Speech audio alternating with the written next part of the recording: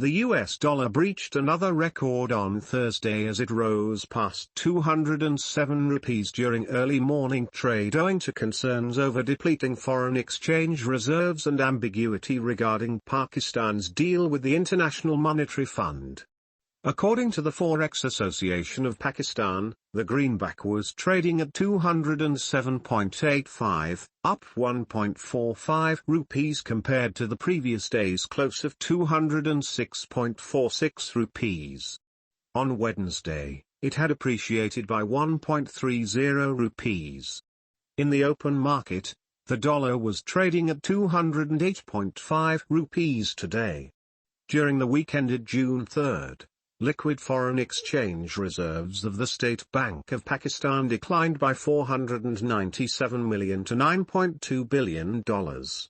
Experts said that the market would stay anxious until the IMF deal concluded. That will also unlock other multilateral flows,